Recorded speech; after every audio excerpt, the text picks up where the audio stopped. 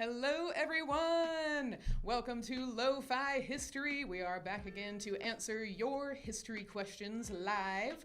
And I see we've already got some questions in the chat. Some of our regulars are here. But if this is your first time joining us, welcome. This is a production of the Cadrell Digital Studio at the Northeast Georgia History Center, and I am your host, Libba, and we have our lovely historians, Marie and Glen. Now, we always like to start out at LoFi History talking about what Glen and Marie are wearing. Now, Marie is clearly in the Halloween spirit for October, which we're all... Oh no! Did a ghost do that? I think so. I think so, yeah. Our museum ghost decided you shouldn't have... Well, what was that, actually? Yes, my weeping veil. Your weeping veil? Yes. Oh no! So, technically, it would go all the way over your front of your head like this. Oh, wow. And then, in full mourning, which a widow is supposed to observe for a year and a day after the death of her spouse. So does that mean wearing all black every single day for a whole year and a day? Wow. If you go out in public. Now... They don't check in your own home. Oh, okay, that makes sense. I mean... Yes. So would you need to have like multiple outfits in black, or would it just be wearing the same thing like every day? That would depend on their social and economic status. Right. So if you were a wealthy widow, perhaps you would have several dresses made. If you were poor, you might not even get to wear a black dress. You might just wear black gloves or have a black bonnet or like a black armband to kind of show that you were in mourning. Yeah. Versus, having a whole ensemble. But according to the proper etiquette of the day, which was really, it was there, but then when Queen Victoria's husband, Prince Albert, died in 1864, she went into full mourning, and therefore everything Queen Victoria did, everyone else wanted to emulate in good society. So she was the one who really set some of those mourning trends that people then wanted to continue to follow. Of course, mourning trends were already a thing here in the United States, especially we see them kind of come about in the 1860s with so much death and destruction from the American Civil War. You see a lot of widows come about in that time wearing the weeping veils and whatnot. But I think this is interesting. A lot of times in pop culture, we see everyone's wearing like their weeping veil to the funeral, but really it's only widows that are expected to wear that. Oh, okay. Yeah. Well, still looking lovely. Oh, thank you. Were you going to add something, Glenn? Oh, no, I was going to say, if anyone's really bored, there's it's been out a while, a book called What This Cruel War Was Over.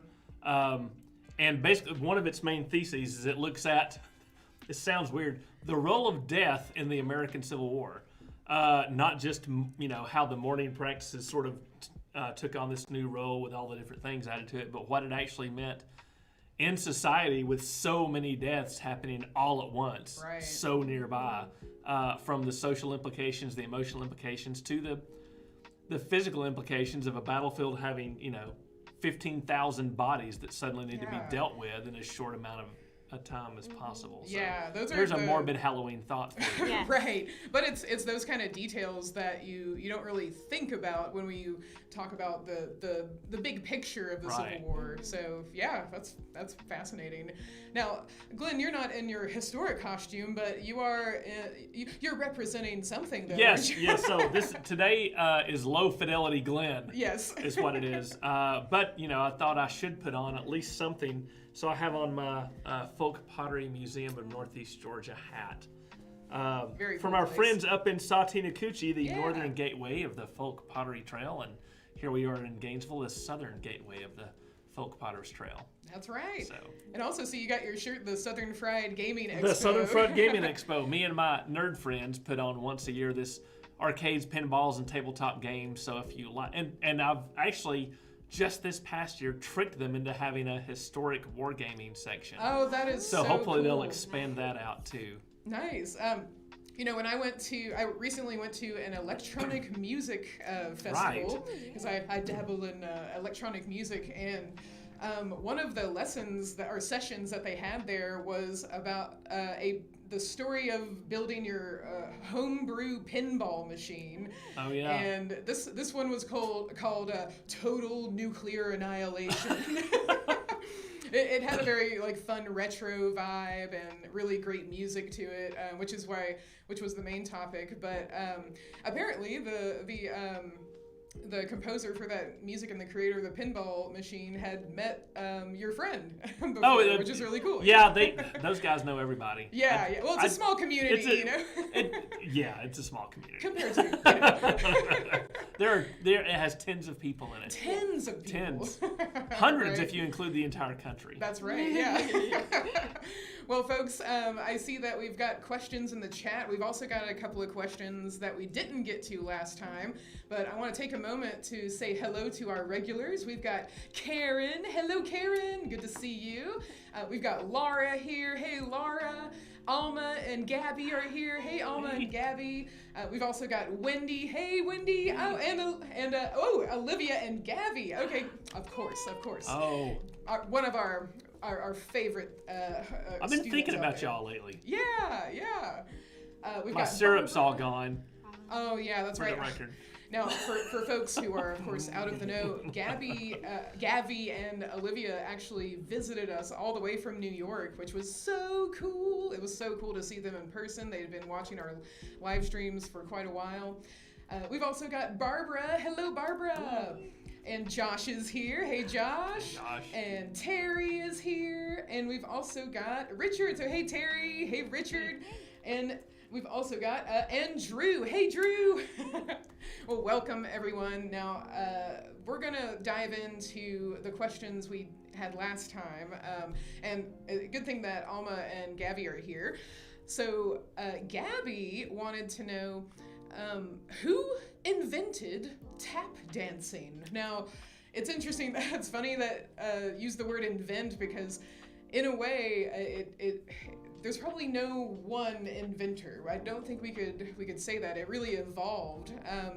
Marie, do you want to tell us a little bit about the evolution of tap dancing? Yeah, so tap dance gets hugely popular in the United States in kind of like the vaudeville era in the early 1900s and 19-teens, and really 1920s is when we kind of see it explode, and also when we see metal taps.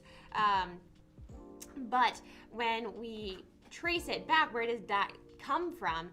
We look at different types of folk dances that then kind of blended together to create tap dance. So one of the origins would be kind of like, Irish step dancing, or clogging, because before metal taps were added to the shoes in the late 19-teens, early 1920s, they had wooden taps, I guess, on the bottom of their shoes to create that sound, which, I mean, that's what cloggers still use to this day, is that wooden sound.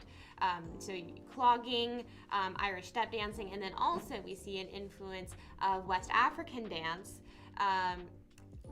brought over and added into it as well. So to create tap dancing as we know it today. It's a rather American form of dance. Absolutely, yeah. Take that, rest of the world. Yeah.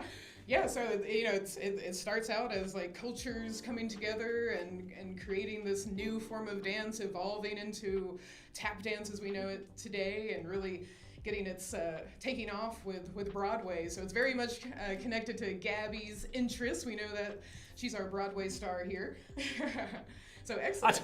I do remember I heard somewhere that tap dancing started because dancers couldn't stand musicians getting all the credit and all the attention. So that's funny. Well, a lot of tap dancers do equate, that style to percussive instruments. Yeah. So yeah, they become one of the musicians. Yeah, exactly.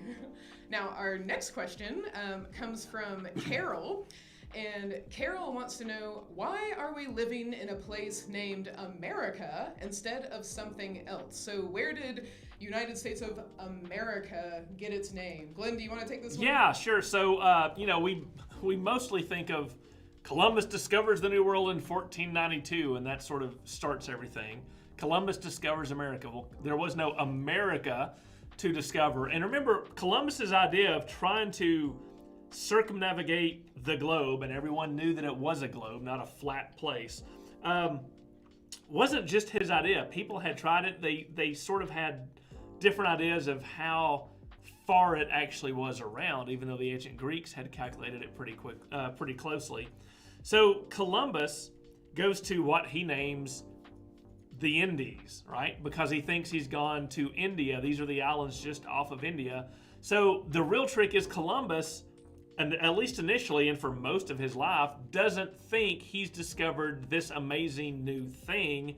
He thinks he's actually gone all the way around and gotten to the Indies, India, and then China was just around the bend. The reason it's called America is because the first person to explore this area, Amerigo Vespucci, and you have to use your hands when you talk about Italians, he makes this voyage and comes back, and he is and this is very shortly after Columbus, he presents the idea that, you know what, this is not a circumnavigation. We have discovered an entire new world. This is a new continent or series of continents. He wasn't exactly sure. But because he was the first one to say this is a new thing, this is something undiscovered, at least by Europeans, that's why it's America. Amerigo gives his name to America and not Columbusia. And thank goodness he used his first name, otherwise we would be living in Vespucci land or something crazy. So that's why it is America and not something else. This is a little bit of a tangent, but I have been listening to a great courses about early explorers, and something that I didn't realize was about scurvy in particular. And what I found interesting is that many of the explorers, the sailors, they understood that the further away you got, the more likely you would get this disease, scurvy. And of course, we know today that that's due to malnutrition. And of course, you gotta consider the fact that these explorers and sailors are eating, well, sometimes it's not even food. Sometimes they run out of hardtack and they have to boil the leather they have and eat it to survive. But they're not getting those nutrients, and therefore they get these really not fun, not pleasant symptoms like your gums bleeding. And your teeth just start falling out, and you start losing your hair. And Yeah. But their best guess was, okay, maybe because people are connected to land, that going away from land is what is causing this. But now we know today, and I had never known that was the really the original belief. Kind of goes against what you said earlier about people thinking the world was flat. That's sort of an idea that a lot of people have, that, oh, back then they thought the world was flat, but no, not so much. No. I'm not sure how that rumor got. Yeah, they know what scurvy was, they just didn't know how to cure it. Right, yeah. Or not cure it, but prevent it, I should say. Prevent it. Yeah. So, excellent. Thank you so much for that question. So eat your vegetables, kids. Yes. Or you'll get scurvy. That's right. You want to be a pirate? No, you don't. All right, so our next question is going to come from Laura. So Laura says, hello all. Many people have been remarking lately how they couldn't live in hurricane-prone Florida or tornado-prone Midwest. What were the historical reasons for settling in these areas? That's a great question. I mean, first of all, I'm curious to know, were the threats of extreme weather known when people were moving out west, or was that something they had to discover on their own? I'm going to come back to that one because there's two things, right? There's going west, Midwest, and there's Florida and the Caribbean. Since people have been coming to that area, like Columbus and Vespucci and their followers, they realized that there were bad times of weather, these hurricanes, right? The bad weather season, the hurricane season. And they had to take steps to prevent it because they couldn't predict the storms, but they could predict the seasons. So usually what they would do is they would get their ships out of that area during hurricane season. They would take them north. They would take them back to Spain or the old world. So they knew about it. But the reason people still went to places like Florida is because Florida is rich in natural resources. It is a huge coastline, which means there's plenty of places to land, to develop trading routes, trading areas in the ports and things like that. And if you can, it's probably a given that eventually a hurricane's going to get you, but it is still a roll of the dice just like it is today. And if you hunker down and you build your structures and your infrastructure to kind of deal with it, you'll eventually be okay. right? You'll eventually be okay. But the ships, getting those ships out of danger, that's the key. And that has everything to do with annual trade schedules, trade routes. And when it comes to military campaigns, they also have to take that into account. They can't operate in the hurricane season, or they have to get out of the hurricane season, so you can't have fleets down there. Moving west, that was something that Europeans and Americans had to discover on their own, but they figured it out pretty quickly eventually, right? Cyclones. But there was no way we still can't predict exactly where they're going to hit far in advance. We've got tornado watches and warnings now, but when they began to deal with that, every time a major weather event like that happened, when you go look at the journals, man, they write about that in the journals because it's so freaky and so scary and so unique. Had a funnel-shaped cloud come through, destroyed much, wagon top blown off, things took the cows, we hid in a ditch. Something that came immediately to my mind was the Dust Bowl. Is that caused by the farming and agriculture, or was that? Yeah, the Dust Bowl from that period was basically the Great Plains have been called the Great American Desert for a while because topsoil isn't particularly thick in that area because there aren't huge rivers to continue depositing it because it's flat. And so as time went on and people began to overfarm it and overfarm it and overfarm it, the topsoil went away, erosion happened, and all you were left with was the non-topsoil soil, the dirt, the dust, the sandy. And so when those storms would come through, the wind whipping across the plains wouldn't hit grass or turf, it would hit the dust, which is easily blown up, like that picture. Like that picture you've got there, and it just creates these awful storms that are a direct result of overfarming and erosion. Honestly, and it's more or less a man-made situation. I think for the Great Dust Bowl, though, there was also a drought going on, which did not help. Right. But it wasn't necessarily the only cause either. Right. No, that makes sense. Tornadoes look scary, but that giant wall of dust also looks pretty daunting as well. Great question, Laura. Thank you so much for that question. It blew us away. Ba-da-ba. Wow. All right, and our next question comes from regular Gabby. And Alma also says that Gabby just auditioned for Once Upon a Mattress yesterday and just finished up a unit on fairy tales in English. So she wants to know a little bit about the history of fairy tales and if we know the oldest fairy tale is. Oh, goodness. Now, from which culture? I know, that's what I was about to say, because if there's anything I've heard Glenn say before, it's we have to define our terms. Yes. Yeah. So in y'all's opinion, what constitutes a fairy tale?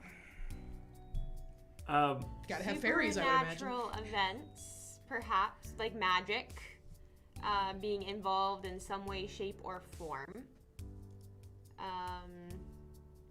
When we think of the most popular fairy tales, I'm thinking of Canterbury Tales. I would think that would be quite old. Would that count as Canterbury Tales? Fairy tales? Old, no. But that doesn't count as a fairy tale. Not enough magic. I don't think it really has magic in it. It's more about a religious pilgrimage. Ah, okay. Yeah, I think here's what I'll do is I'll take it back to one of the leading scholars on the subject. All right, there you go. J.R.R. Tolkien. Ah, yes. Who wrote a well-known essay on fairy tales, where he did his sort of analysis of what fairy is, and he did this in a direct addressing, because by this point people had started to think of fairies as Tinkerbell, right? They're little diminutive things. They fly around. They're goofy. They're funny. They're not very dangerous. They're almost silly. And Tolkien was reacting to this by saying, you know what? You're looking at it. You're looking at the Victorian perversion of what fairy is. To him, fairy was very old, ancient stories of interactions between different worlds. And these different worlds, and this goes well back into Celtic and Germanic folklore, and these interactions between different worlds was very dangerous. It was very supernatural. It wasn't always magic, but there was always peril involved because these otherworldly forces are coming through trying to manipulate or take something from our world. And so it was this interaction that led to great story. So yeah, you're right. Supernatural is definitely a part of it. Otherworldly creatures like elves, dwarves, fairies themselves, but not Tinkerbell Victorian fairies. Like sometimes he would, fae is the word. Oh, yeah. Fae, if you look up fae, it kind of means maddened or crazy. And so someone was fae if they had been interacting with or affected by a fairy. Okay. Yeah, it kind of from that perspective, from a British Isles and Northwest Europe perspective, looking at the way Tolkien was reacting to this, that's how I would define the terms, are these fairy tales. And so from those stories, we get things like, the dwarves and the elves and things coming through, all the way up to what he began to write as Lord of the Rings and The Hobbit and Tales of Dragons and things like that. And of course, we would be remiss to not mention the Brothers Grimm and their collection. That's what I was thinking. Tales. I mixed that up with Right. Canterbury Tales. Okay. I was like, there's something that I know. Yes. Nice, yeah. Yeah, so the Brothers Grimm, they go around and they basically collect all of these folk tales that have been circulated, and then they write them down. And they are quite more violent than our Disney versions. Yeah. Right. Just anyone who would like to go read them be forewarned. But they aren't the first ones to come up with all of these. They are folk tales that have been embedded in cultures.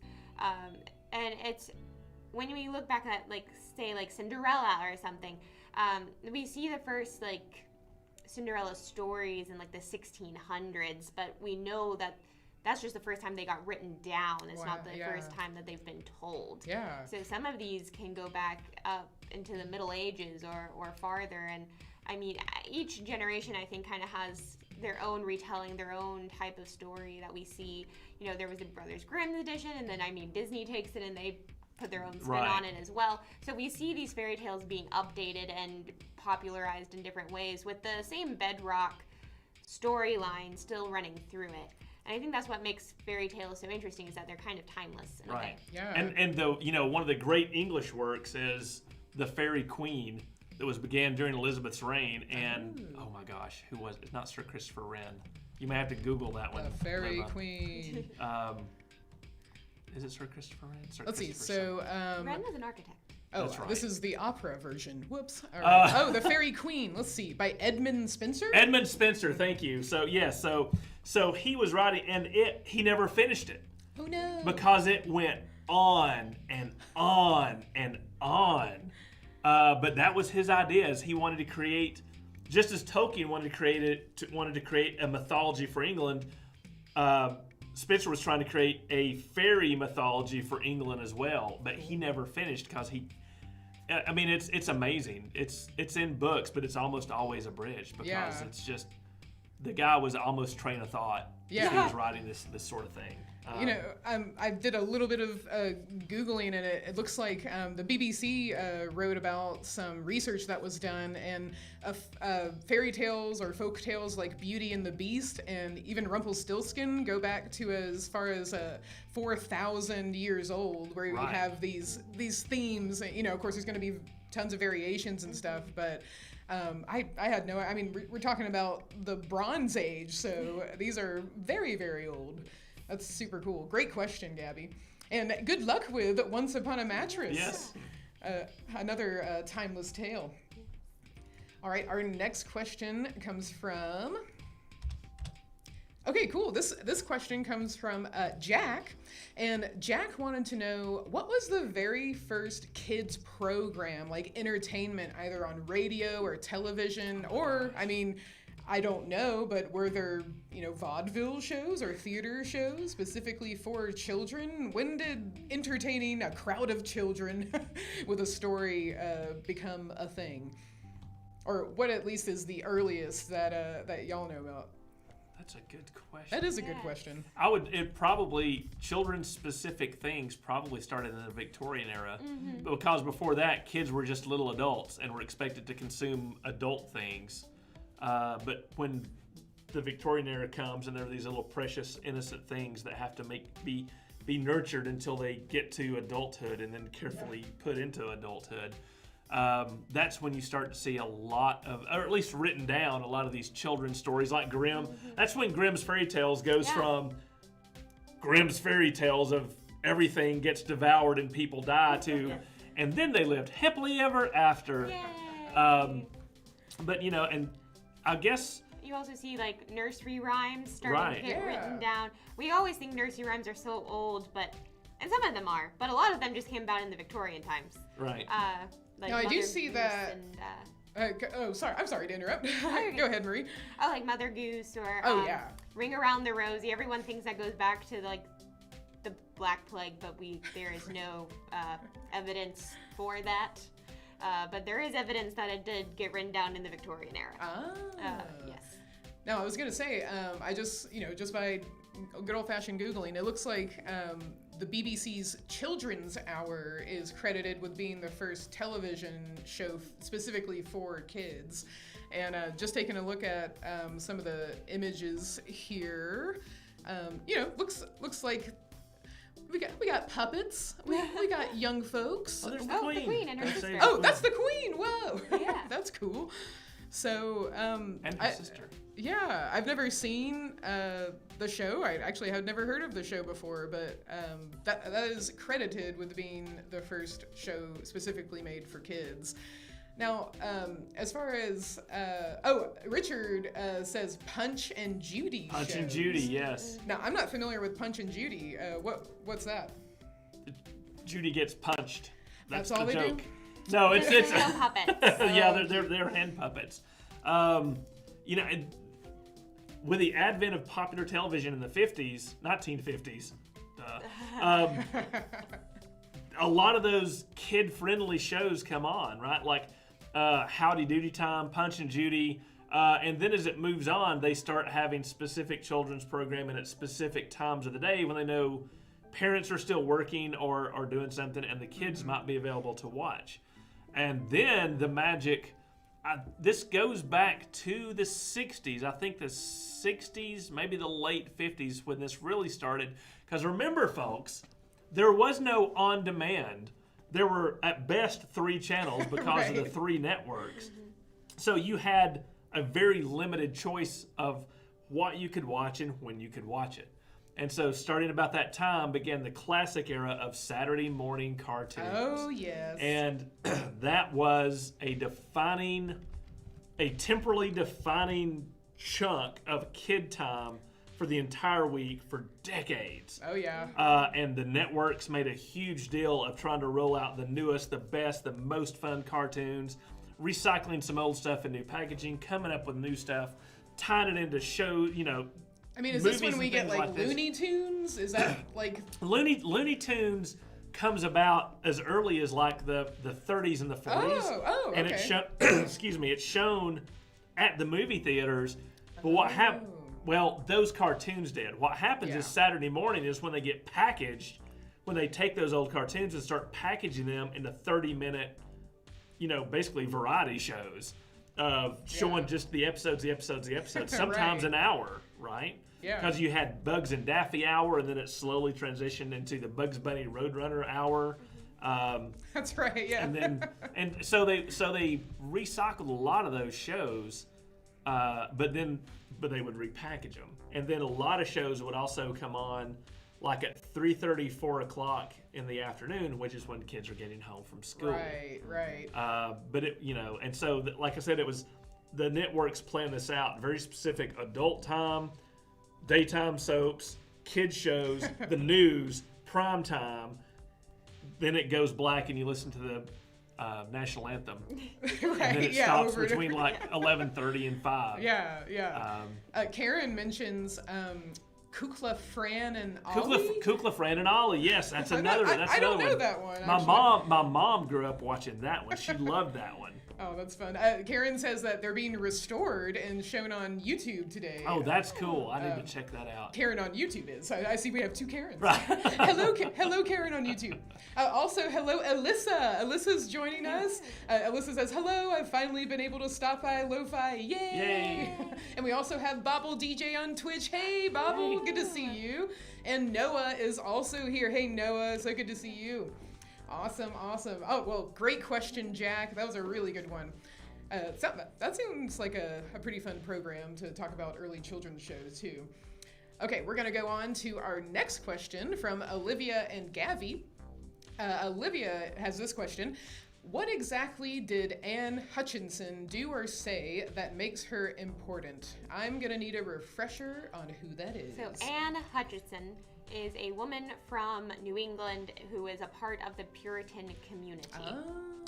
Now, I believe that she got in trouble with her Puritan community because she believed that God could talk to women. Oh. Yes. So she went and would hold Bible studies in her own home for other ladies, in which she believed that, God could talk to her, the Holy Spirit could talk to her and help her interpret the Bible and the teachings of Jesus. But the Puritans did not like that, and therefore she got... Now, were there men who would proclaim, like in the Puritan religion, who would proclaim to have that same kind of direct communication? Yes, the preachers. Okay, so the they community. so it was specifically like, oh, God wouldn't talk to a woman, basically. Yeah. Going on, okay. Now, I believe that's the person, and then I also think she went on to publish some of her writings. Yeah, you are correct. She was the earliest woman author in America to publish in English. Oh, well, yeah. I haven't confirmed that, but I did confirm that you're correct that she was preaching to both women and men, questioning the Puritan teachings. Yes, that also got her in trouble. Yeah, Is that, she was reading some of the things and they were like, well, should it really be like that? Now, Olivia's question is, why is it important to study someone like Anne Hutchinson, and even in a broader way, why, especially as a citizen of the United States, is it important to study about the Puritans specifically? What can we gain about our own, historic culture when it comes to Puritanism? So, a lot of the pilgrims were Puritans, but not all pilgrims were Puritans. Yeah. So a lot of yes, a lot of but them a were, lot but of not them all. were Puritans. So when they land at Plymouth, a fair amount of them are Puritans. They have this idea of how they want to be able to worship. They're called Puritans because they wanted to purify the Church of England. They thought that it still was far too much Catholic and Catholicism in there. And Puritans were basically, if you read the Bible, and it didn't expressly say that you could do it in the Bible, then you shouldn't do it. So therefore, should you have music in religious services? Well, the Bible doesn't actually specifically say if you should have musical instruments in religious services. So you don't. And you could go on with that kind of logic for a long time. But basically, they wanted to purify the Church of England, read the Bible themselves to interpret what they believed was like the purest form of religion. And of course, when we have the Mayflower Compact that the Pilgrims signed, which is again one of our, not quite of America's founding documents, but one that we look to when we write the Declaration of Independence and our founding documents. That one is heavily inspired by looking back at that. You have to remember who the people are who wrote it and why. Yeah. And also just a lot of New England culture at this time was also very reflective of Puritan societies up until early mid-1700s when they kind of start to fade and blend and new sects and religious orders come together. But it's such a founding part of America's story that it's important to look into that, because that's almost like a why study history question at that point, because it influences so much of what we do today, and you can sometimes, issues today you can kind of trace back their puritanical roots even. Well, and two, it's their religious practices, but it's the idea that when they came here and they landed on what was a wilderness, they were not only establishing their religious freedom, but they were also operating politically independently, because the church council was the town council, and everything was decided at those respective local councils. Well, that carries through that idea of local government, town government, central, not central to England, but we are ruling and deciding things for ourselves here. That takes root very, very strongly, especially in New England, especially in Massachusetts. So that, long story, when you get to those years leading up to the Revolution, you have so inculcated this idea of local self-determination. That's what starts to push back against the power of a monarch 3,000 miles away trying to decide things. And Hutchinson plays a smaller but significant role in that, because it shows that local individuals are able to speak out and have their own voice within those local governments. Even if the local governments don't agree, there's still a conversation going on that totally excludes outside authority. And so that's like super early American. So that's my answer, Olivia. Yeah. And Anne Hutchinson is incredibly important to American women's history, because she's, a woman author, one of the first ones to get her publishing her works published in America. And also, you could even say she was, well, not necessarily by definition, but a very early American pastor who was also a woman. Yeah. So for religious history, Puritans were very intertwined and kind of created a theocracy. Right. Yeah. So, great question, Olivia. I hope that inspired you to learn a little bit more about Anne Hutchinson. She sounds like a fascinating woman. And yet another person we should probably do a program about. So let me go ahead and put that in our ideas. So program topics, we have a whole list dedicated to that. All right, excellent. So thanks so much, Gabby and Olivia. Oh, I see we also have Fried is here. Hello, Fried. Our German friend. Thank you so much for being here. All right, so let's move on to our next question. This one is from Barbara, and Barbara wants to know, were beds and bedding protected at all during childbirth?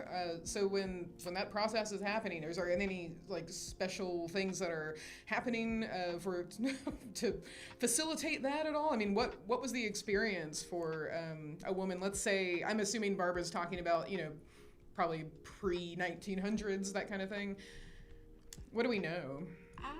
I don't think that there was any special, like, quote-unquote protection for bedding, like not something that you like put down over it necessarily, but I would assume that one would, get the birthing sheets or something that you don't mind getting you messed up. You're not going to give birth on your best bedspread. Right.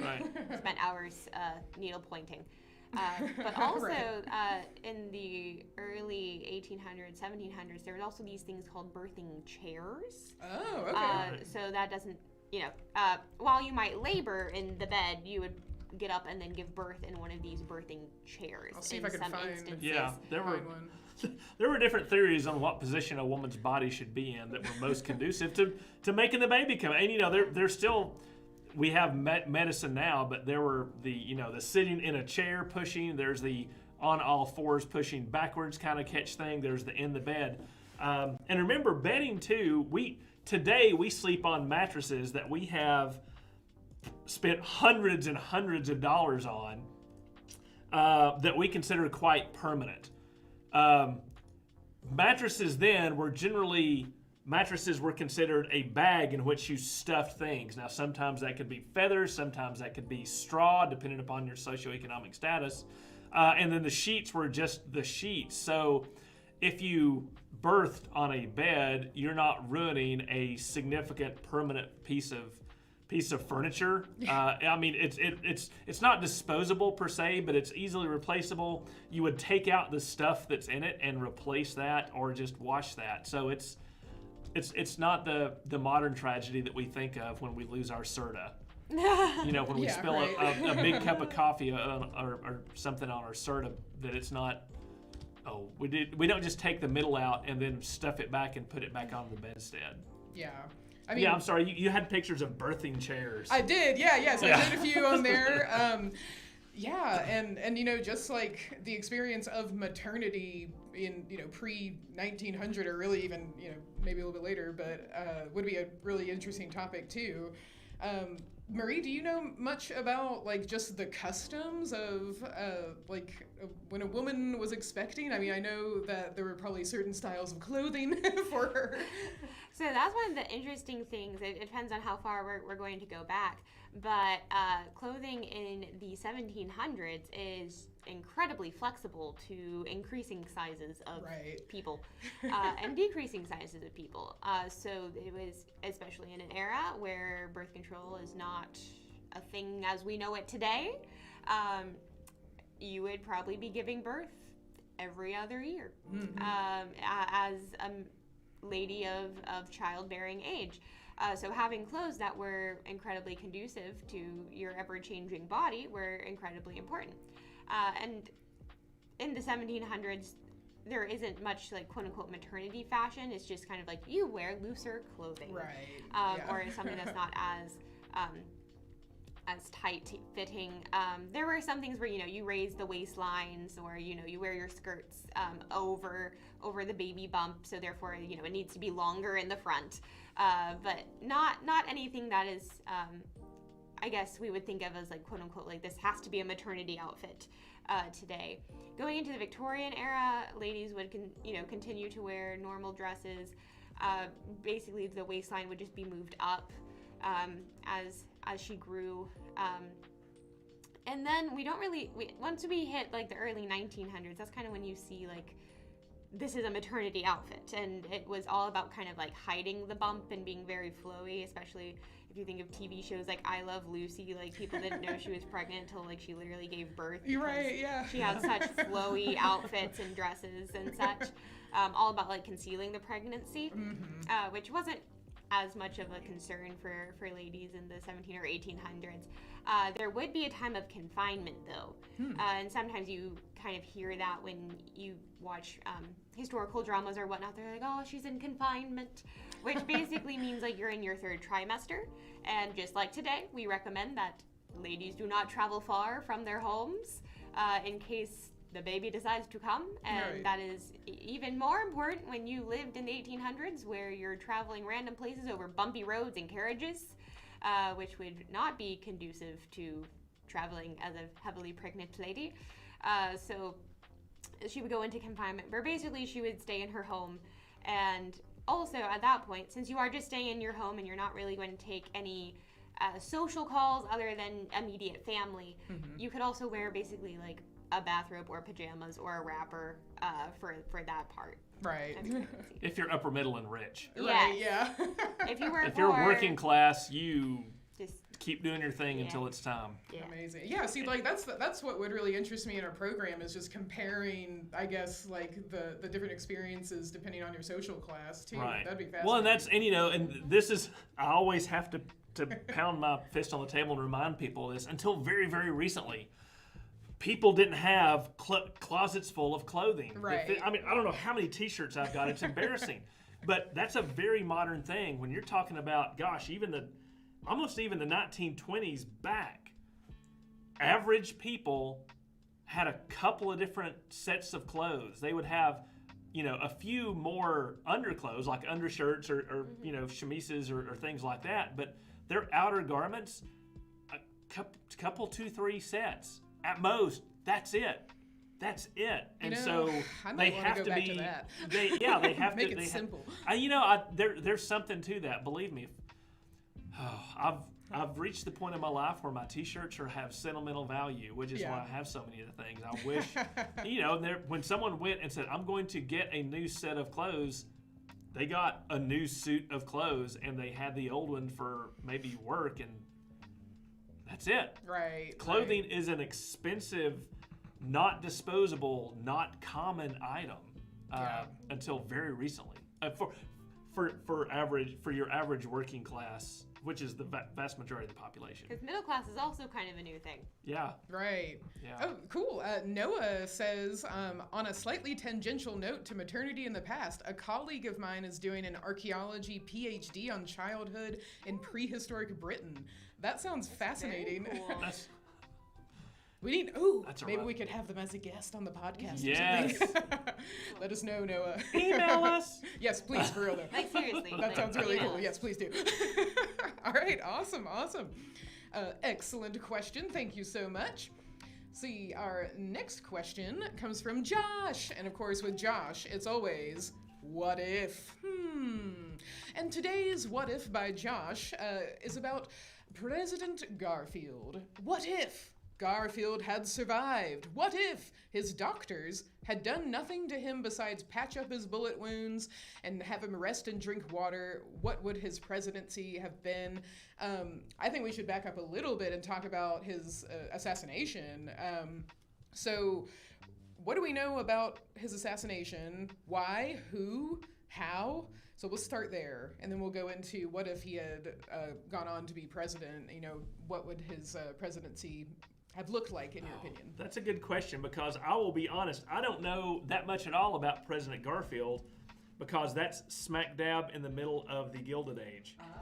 And we need Leslie here, because the Gilded Age, to me, is one of the most boring time periods in all of world history. There's no such thing as a boring time in history. Unless it's the Spanish-American War. Yeah. Oh, that Gilded Age. Well, let me see if I can find at least like a little bit about his assassination. I do know he was just out.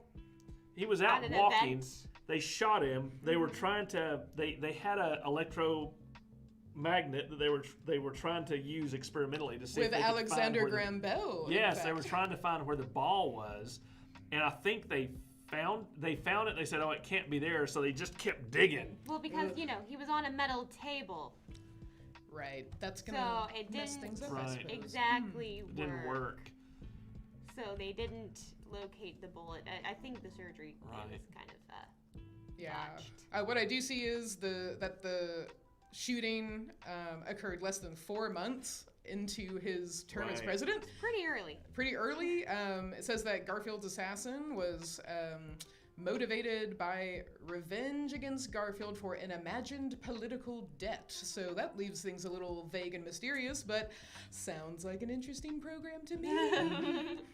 Yeah, I actually, like, when it comes to President Garfield, when I was doing research about Alexander Graham Bell, I came across Right. that. I thought that was fascinating. With those little paddles. Man, Yeah. yes, and boy, I'm sure Mr. Bell felt pretty bad about Right, the I know. president dying. I guess I don't know that much about it, but the things that happened after yeah. Garfield. Because then Arthur became president. Right, it's not an exciting time. Not an exciting time. The monopolies would have gotten bigger, the rich people would have gotten richer, and he would have smoked his cigars. It's the Gilded Age. Well, there you go. Well, I'm going to put that Unless down. he had some random, incredibly destructive to monopolies policies. Right. But I don't think he did. So. I have an idea that's going to change America. I have the And we'll never know what it plan. was. Yeah. So, no, thank you for the Sorry, question, though, Josh. Josh. I mean, it's still something we should look into. So it's on our list. And of course, if you, Josh, if you do any of your own research or want to share any of your own thoughts, if you already know a fair amount about President Garfield, go ahead in the chat and I'll share that with everybody else. All right, looks like our, good, we have time. Our next question comes from Alyssa. So Alyssa says, yes, I actually prepared a link for you, Alyssa, because we did a program on this topic. Alyssa says, I've been taking a lot of ballroom dancing recently, and I wanted to ask, how were the dances that we classify as ballroom, like waltz, rumba, tango, etc., classified as such when they're very different? So I'm going to put a link in the chat because we had a really fun program that I actually got to host. Oh goodness, this must have been, when was this? Maybe This pandemic, wasn't it? Yeah, I think it was. So let me put this in the chat so everybody has it. So there we go. That's the link there. Sorry, Facebook and Twitch. It's going to take me a second. But you can easily go to our YouTube and just search for what's it called? Salsa, the origins of salsa dance. So what I learned from this program, the big picture is that a lot of these ballroom dances, kind of similar to tap dance, they formed with the sort of fusion of cultures with African culture as well as Cuban and Caribbean culture, like many cultural things in the States and elsewhere. A lot of these came from enslaved people who were brought here. They bring their culture as well, and then that fusion happens. So, for instance, salsa dancing is Afro-Cuban as well as Caribbean, so in that area. And the big differences that I learned during that program have to do with the rhythm of the music. So there's often going to be someone, for instance, we have a clip in our program of someone demonstrating the various rhythms of specific forms of dance, and that really does determine how the dance is danced, depending on that rhythm. And also body movement, the specific body movements associated with each one. So, there's going to be styles of dance where the upper body is very much like static in a way, and then you're really focused on like cha-cha, for instance. That's really all below. but it takes a lot of strength and a lot of coordination in order to, I'm trying to think of the specific word, to isolate the certain parts of your body, so your upper body from your lower body. So all of these, they have various, their forms sort of evolve, and they intertwine in a lot of ways, but that is the gist. I hope you will check out the program. It's really cool, and for anyone else who's interested, you also get I believe it's a cha-cha lesson. You get a few little lessons on just the basic steps of like cha-cha, salsa, and tango as well. So, and that was done with a local dance company here, Heather Wayne's Performing Arts, and they're awesome. So do check that link out. I will throw that in the Facebook chat as soon as other people start talking. So and there's also a super fun movie called Strictly Ballroom by Baz Luhrmann. It's not a big movie, but it's so good. Go check it out. Very cool. So let's see. Thank you so much, Alyssa. And that's so cool that you're taking ballroom dance. That's awesome. So our next question, I think we have time for our last two questions. Freed. No, that is not a question. He just wanted to say, and Glenn is even wearing my shirt. I wonder oh, that's funny. I get it. Southern Freed. That's right. Southern. That's hilarious. There it is. Freed. Nice. Yes. So here we go. I think this will be our last question, unless I see one in the chat. But Noah asks, what do you know about Lew Wallace, the 11th governor of the New Mexico Territory that also wrote Ben-Hur? Wow, I didn't realize that. Yeah. He seems to have an interesting and varied career. I've never heard of him. He was a Union Army general during the Civil War. He played a very significant role at the Battle of Shiloh. He kind of held on. His forces held on for that first day and allowed Grant to come in with Sherman and reinforce on the second day and turn that, what was an imminent Union defeat, into a barely possible Union victory. So he made his name there. That's really how he got famous. And then he didn't do anything really big the rest of the war, but he was a competent general. But because of his service in the war and because he was a Republican at the end of the war, he was made governor of the New Mexico Territory. And he was a very, very faithful man, very strong Christian, which is why he decided to write the novel Ben-Hur. The only other thing I know about him is that he was there during all the cattle wars that went on in the New Mexico Territory, and he set up a lot of that stuff that Billy the Kid was involved with. Of course, Billy the Kid's mythology has grown well beyond what he actually did, and him and his buddies. But those cattle wars that were taking place in New Mexico, Lew Wallace was was elbow deep in trying to stop that and trying to bring peace back to it. That's all I know about him, though. Nice. We do have one more question, which is a great one, because David is here. Hello, Hey. David, our Welsh friend. We've got an international I crowd know, today. it's like the Awesome. old days. Yeah. Oh, and Karen says, you guys were amazing during the pandemic. Well, we needed y'all too. So, That's right. yeah, thank you so much. Josh also mentioned that... Josh, about President Garfield, says Garfield campaigned on tearing down patronage and fighting out corruption in the government. This was his main campaigning piece, but he also campaigned on anti-Chinese immigration laws. Interesting. Plus tariffs. Oh, cool. Well, thank you for that little bit of context there. David's question, which we'll need to end on today, is, David says, my golden years are 1900 to 1940. What age would you like to visit, where, and why? Ooh, I bet that's well, maybe it's not. I don't know. Is it a tough question for you? No, I've answered this one before. I thought you might have. Yeah. What was your answer? Assuming that I'm not staying forever and then I have a pocket full of antibiotics. Yeah. I'm going to go back to 1066. I knew it. And watch that year unfold. Yeah. That's it. You That's the moment. just have your spectacles. Just the battle. Where I'll be incognito. I'm not going to wear this. Yeah, right. I'll stick out like a sore thumb. But yeah, go back to see Edward the Confessor die, see all the things happen. Harold II is crowned king. William gets angry. Hardrada comes up in September. The Battle of Hastings in October. And William is crowned king Christmas Day. I just need that 1 year. Just that 1 year. Nice. That's funny. I think David already called it. It said Hastings. Yeah. And Javar is here. Hey, Javar. Haven't seen you in a while. Yeah, on Twitch. Nice. So let's see.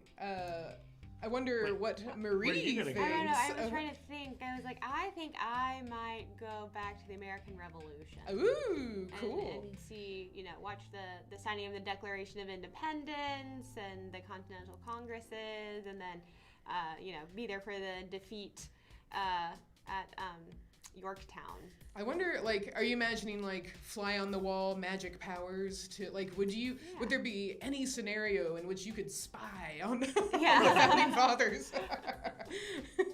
No, that would be fascinating. That would be absolutely fascinating. Freed says, I'd like to visit Berlin in the Golden 20s. That would be... Okay, so I think this show came from Germany and is on Netflix now. Babylon Berlin. Freed, have you seen that? Surely you've seen that if that's your favorite period. Oh, and while you answer that, Freed, you know what? I might take a stab at this question. Yes, you should, Libba. With all of this, what time period would I want to go to? And I don't know. I'd have to say that that.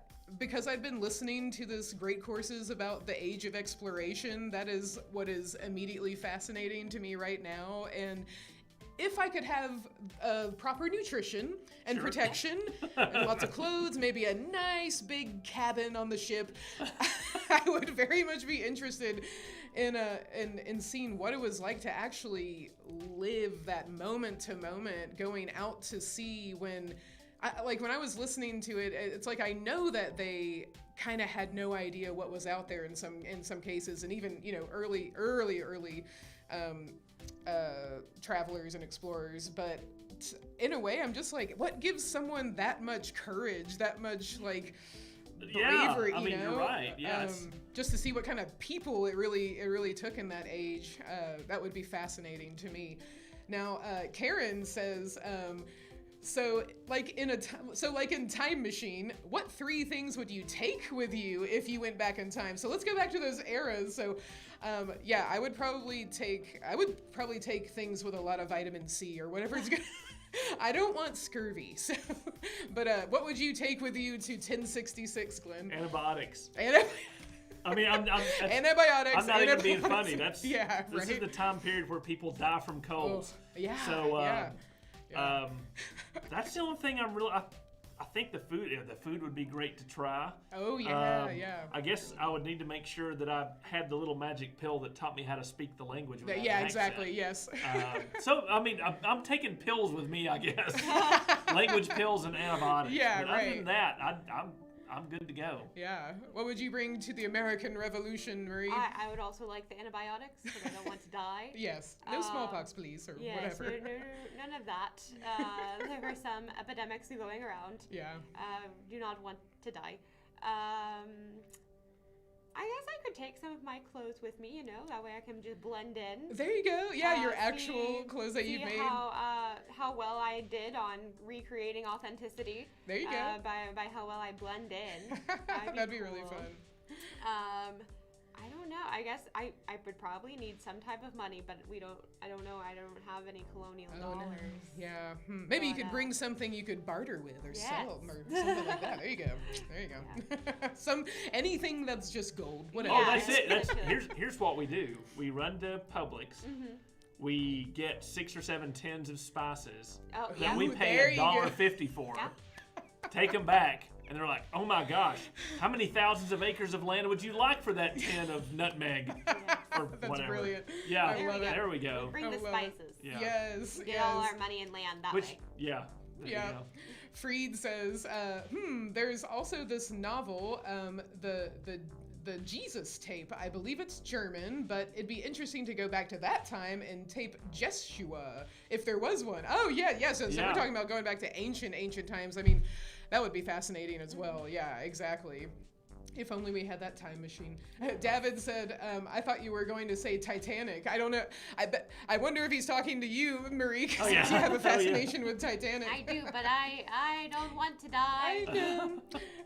Maybe you, well, I guess typical time machine rules are like, don't change the course of history. So. Right. Yeah, so I can't be like, there's an iceberg. Yeah, right. Look, we should go that way. And, let's see, Divine Subliminals. I think you told us your name. Are you Drew? No. Oh, Andrew. Okay, yes, Andrew. Says that they'd love to visit the Victorian times, which would also be very fun. David also says, I'd take gold, a gun, and medicine. Yeah. Y'all, this has been a super fun Lo-Fi history, and thank you so much for joining us again. I do want to go over our upcoming events. We do have lots going on here at the History Center, as usual, and some of them are events that if you're in the area, you can make it to. Some are virtual, so let me go ahead and share that. I'll make it big screen. There we go. So, if you're in the area this Sunday, we have our free Family Day, America and World War II. This is going to be a super cool event. We've got living history interpreters. We have veterans you can talk to. We have, we're going to be learning about what life was like on the home front, lots of hands-on activities. It's really, this is a family day, but it's great for anyone, any age. Our family days are super fun. So, and they're free thanks to the Ada Mae Ivester Education Center. And then our monthly members mini documentary is going to be about Mary Musgrove, and she is a fascinating figure from history in early colonial Georgia. She was the official translator for the colony of Georgia and General James Oglethorpe, but she was also a tradeswoman. Very, very rare to have a woman in the trading business. And what's even cool about her too is that she was of both English and Yamakra descent. So she was really a combination of these two cultures. She could really use that to her advantage as a trader and, of course, as a translator. So we're going to learn all about her. And our wonderful living history interpreter, Nicole Castoreno, is going to be portraying Mary Musgrove. So, and then next we have our homeschool day coming up on October 27th. That's going to be super fun. This program is included with admission. It's for homeschool families, but hey, if you're not busy on Thursday, October 27th, come on down. And we're going to be doing a lot of really cool activities, learning about life on the homestead, what crops were in Northeast Georgia during the mid-1800s, and you get to make a corn husk doll. You can try your hand at corn grinding, taste some cornbread. So if that's not a hint as to what the main crop was, then I guess you're not listening. But let's keep going. And we also have our members virtual trivia night. That's going to be about the life and works of Edgar Allan Poe. That's actually on Thursday, October 20th. And if you are a member of the History Center, then you can officially play, but anybody can watch. And speaking of becoming a member, if you would like to become a member of the History Center, we do highly encourage it. We have digital memberships, and like I said before, you get access to our monthly mini documentary, our members virtual trivia night, and you get to submit your questions to Glenn and Marie, and sometimes a guest historian. If you want to submit a question to us, we will answer it in a video at the end of the month. But we also have memberships for locals, so if you are in the area, getting a membership is very much worth it. We have individual memberships, family memberships, and those give you access to our exhibits, our digital programs, special events. Sometimes we have only members-only events. You get discounts and new exhibit previews, so lots of really cool stuff going on there. So do consider becoming a member of the Northeast Georgia History Center. All right, y'all, it's been super fun.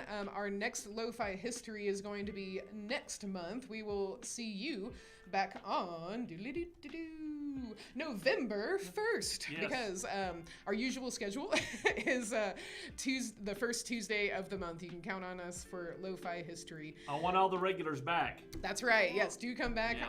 on the 1st of November. All right, y'all. We'll see you next time. Take care. Bye.